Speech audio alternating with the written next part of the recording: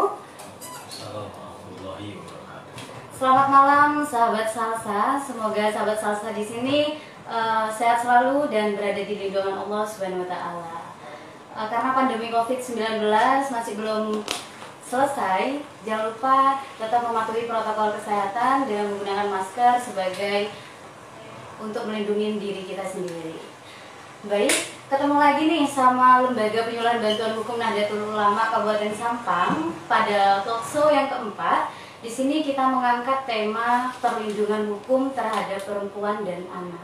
Di sini di hadapan saya malam hari ini sudah ada pemateri-pemateri atau narasumber yang luar biasa. Mari kita sapa narasumber yang pertama, ada Bapak Abdul Aziz SH selaku Divisi Litigasi LPBH NU Sampang. Selamat malam Bapak Aziz. Ya, malam Mbak Halimah. Baik. Di sini juga ada narasumber yang kedua yang nggak kalah keren dari narasumber yang pertama. Di sini ada sosok perempuan yang tangguh dan berani. Di sini ada Ibu Siti Farida selaku aktivis perempuan di Kabupaten Sampang. Tentunya banyak peranan-peranan beliau yang memberi sumbangsih kepada Kabupaten Sampang. Di sini kita mengangkat tema perlindungan hukum terhadap perempuan dan anak karena permasalahan-permasalahan yang terjadi terhadap perempuan dan anak di Indonesia semakin meningkat, khususnya di Kabupaten Sampang. Fakta menyatakan bahwa di Sampang masih banyak pekerjaan rumah yang belum terselesaikan terkait dengan persoalan-persoalan perempuan dan anak. Baik itu perempuan yang dilecehkan maupun perempuan yang diperlakukan secara tidak manusiawi. Terjadinya kekerasan seksual dan banyak beberapa media yang mempublis terkait dengan kasus-kasus pelecehan seksual yang sampai saat ini belum terselesaikan. Belum lagi ada beberapa gerakan-gerakan aktivis yang mulai muncul. Ini merupakan tanda bahwa di Sampang ini masih banyak persoalan-persoalan perempuan dan anak yang perlu dilindungi harkat dan martabatnya. Oleh karena itu, LPBH di sini hadir pada malam hari ini untuk kita mengupas dan berdiskusi terkait perlindungan hukum terhadap perempuan dan anak. Siapa yang harus banyak berperan dalam melindungi perempuan dan anak, siapa yang harus banyak memberikan sumbangsih pemikiran, dan siapa yang harus melindungi sosok perempuan dan anak, karena bagaimanapun semua berangkat dari kelahiran seorang ibu. Oleh karena itu, perlindungan terhadap perempuan dan anak sangat urgent dan sangat signifikan untuk kita bahas pada malam hari ini sahabat salsa. Apalagi per tahun 2020 kurang lebihnya bulan Desember, Presiden kita Bapak Joko Widodo telah menandatangani tentang Peraturan Pemerintah Nomor 70 Tahun 2020 tentang tata cara pelaksanaan tindakan kebiri kimia. Dan di sini juga LPBH NU rekan-rekan pengacara telah mendampingi korban pelecehan seksual terhadap anak, sedikitnya 5 korban yang telah kita dampingi. Ini suatu realita bahwasanya kekerasan seksual di Sampang cukup tinggi, apalagi kasus-kasus yang sampai saat ini masih belum terselesaikan. Di sini mari kita kumpas tuntas bersama narasumber-narasumber yang sudah ada di hadapan saya pada malam hari ini. Di sini kami persilahkan untuk narasumber yang pertama, Bapak Abdul Aziz SH. Kami silahkan. Ya, terima kasih Mbak Halimah. Selamat malam. Selamat sahabat salsa dan seluruh para pendengar Radio Salsabila Sampang. Pertama saya ucapkan banyak terima kasih kepada LPBH NU dan Salsabila yang telah memberikan kesempatan dan waktu kepada kami untuk sharing pendapat dan sharing pengetahuan kaitannya dengan talkshow malam hari ini. Merupakan talkshow yang keempat yang dilakukan oleh LPBH NU bekerjasama dengan Salsabila Sampang. Kaitannya dengan tema yang diangkat oleh LPBH pada kesempatan malam hari ini, mengangkat tema yang sangat menarik untuk kita ulas dan kita bahas, yakni perlindungan hukum terhadap perempuan dan anak. Ini sangat menarik. Betul yang disampaikan oleh Mbak Halimun sebagai host atau pemandu acara pada talkshow malam hari ini sangat menarik kaitannya dengan fenomena-fenomena atau kejadian-kejadian di sekitar kita. Kalau kita ulas dari tema ini, perlindungan hukum terhadap perempuan dan anak. Kalau boleh saya kupas satu-satu dari tema hari ini, perlindungan. Seolah-olah kita berpikir bahwa ada sebuah perlakuan istimewa terhadap perempuan dan anak, kaitannya di dalam penegakan hukum. Ada dua hal mendasar yang perlu kita tekankan dalam supremasi hukum. Yang pertama adalah perlindungan, yang kedua adalah penegakan. Jadi kata perlindungan ini ditujukan agar perempuan dan anak ini mendapatkan sebuah perlakuan khusus dalam hal penegakan hukum, dalam hal penegakan supremasi hukum, karena diatur di dalam Perma nomor 70 tahun 2020 itu mengatur secara khusus begitu terhadap undang-undang perempuan dan anak.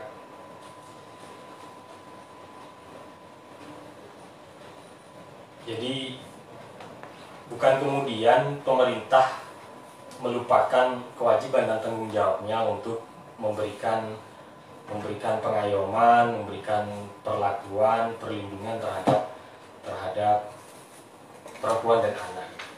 Ada banyak peraturan dan perundang-undangan yang menjadi dasar dalam penegakan hukum terhadap perempuan dan anak. Oke, nah di sini menurut Bapak Abdul Aziz, suatu perlindungan khusus atau mengistimewakan terhadap perempuan dan anak dengan adanya penegakan supremasi hukum. Di sini ketika kita berbicara tentang supremasi hukum mengenai perlindungan perempuan dan anak, tetapi persoalan-persoalan yang terjadi terhadap perempuan dan anak di sini menjadi suatu polemik yang semakin hari semakin meningkat. Jadi menurut Bapak Aziz, bagaimana tindakannya selaku pengacara ketika mendampingi korban-korban yang pernah terjadi seperti pelecehan seksual dan sebagainya? Ya, baik. Jadi perlindungan hukum ini adalah sebuah bentuk pemberian dan pengayoman gitu ya, yang diberikan kepada setiap individu atas hak-hak konstitusionalnya. Di setiap individu kan memiliki hak konstitusional, hak-hak asasi yang harus dilindungi, terlebih terhadap perempuan dan anak. Saya ulangi, bukan kemudian mendapat perlakuan istimewa daripada laki-laki, maksudnya di setiap hak seluruh masyarakat ini mendapatkan hak asasi dan hak konstitusional yang harus betul-betul dilindungi dalam penegakan supremasi hukum.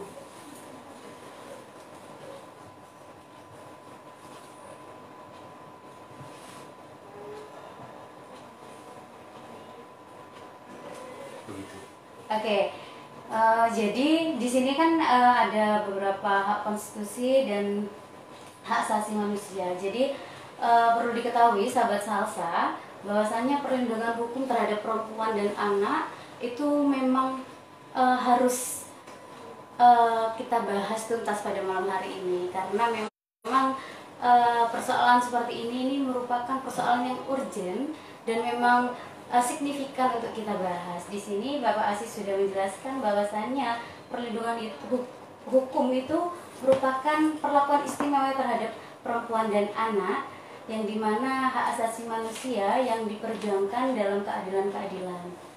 Nah, biar sama-sama kita sharing, mari kita dengarkan dari narasumber yang kedua. Di sini sosok aktivis perempuan, bagaimana menanggapi tentang permasalahan-permasalahan yang ada di Kabupaten Sampang. Kami silakan. Iya, oke. Terima kasih Mbak Olive atas waktunya.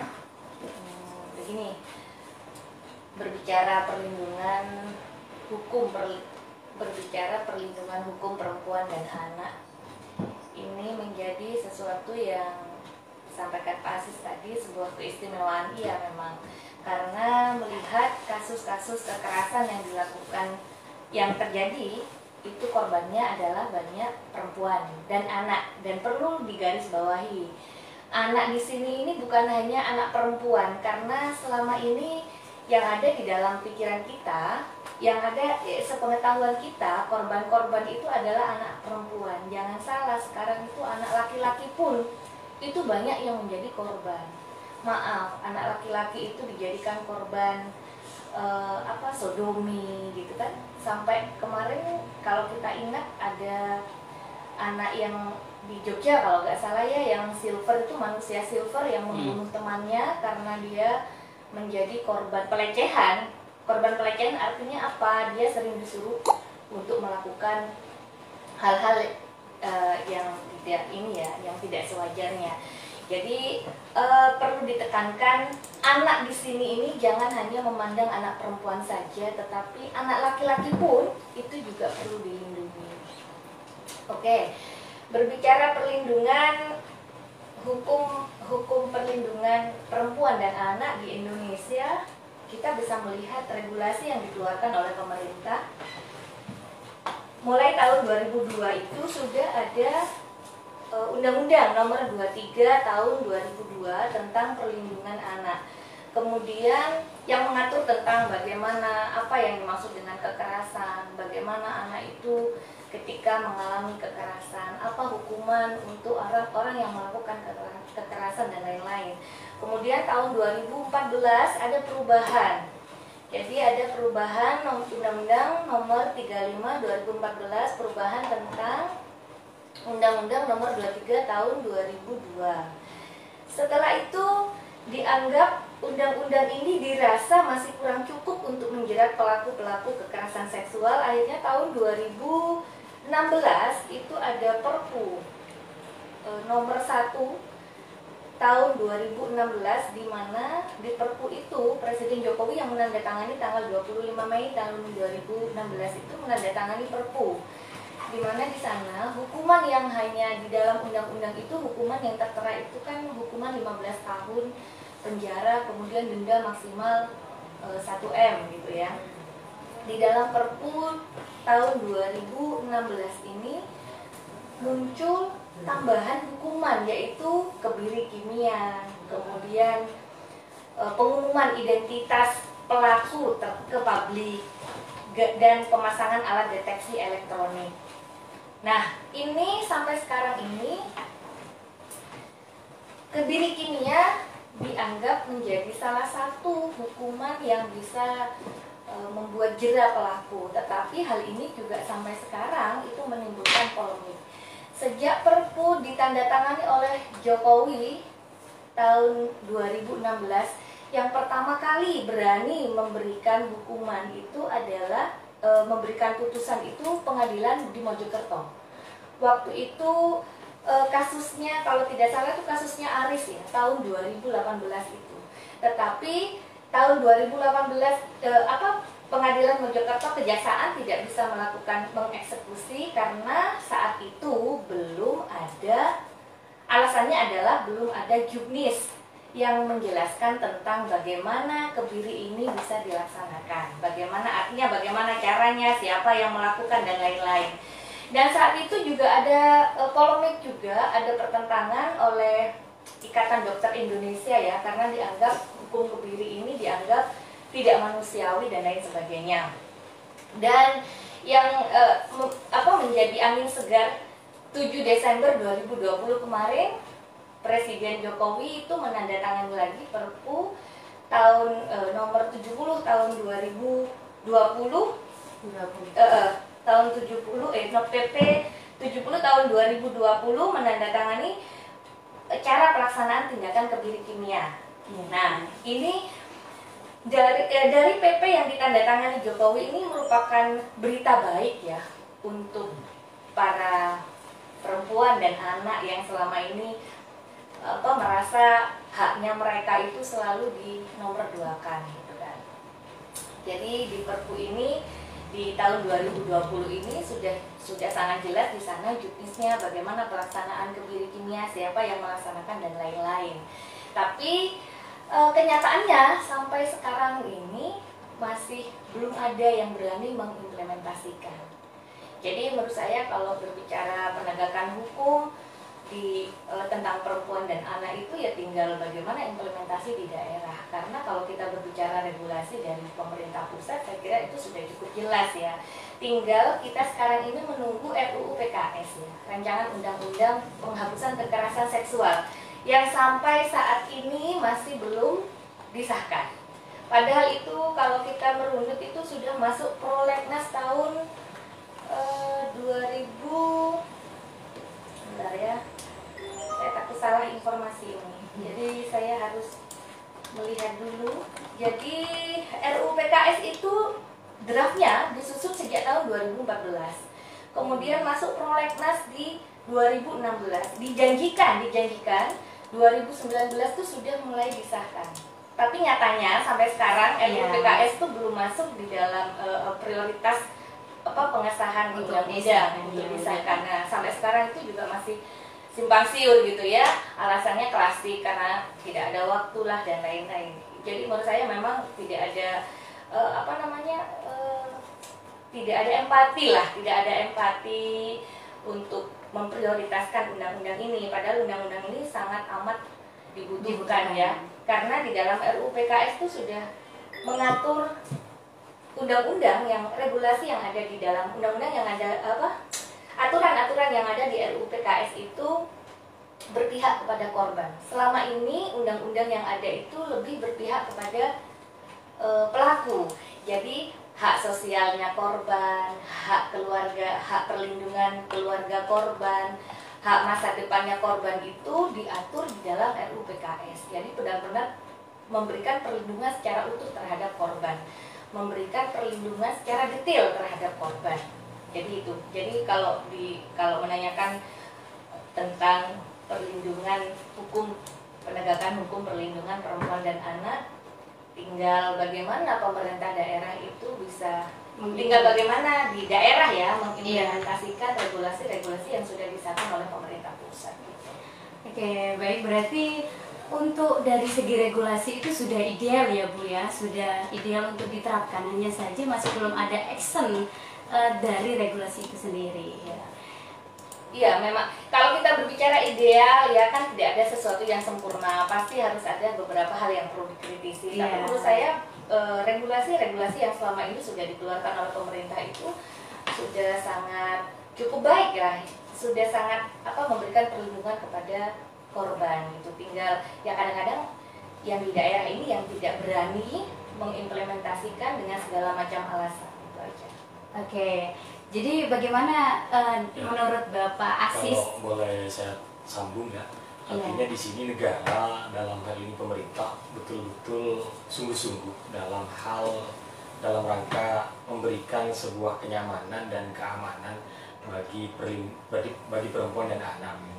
Artinya dari sekian banyaknya regulasi yang dikeluarkan, baik itu peraturan perundang-undangan ataupun peraturan menteri, peraturan presiden dan peraturan perundang-undangan lainnya, kalau dicatat dari materi Mbak ini tadi, dari 2003 sampai 2020 itu sekian banyak peraturan, baik itu undang-undang dan peraturan lainnya, itu merupakan bentuk keseriusan dan kesungguh-sungguhan pemerintah dalam hal ini negara untuk betul-betul hadir memberikan perlindungan terhadap perempuan dan anak. Kenapa kemudian kok perempuan dan anak ini harus seolah-olah mendapatkan perlakuan istimewa dan khusus dalam hal hukum saja mereka diistimewakan begitu.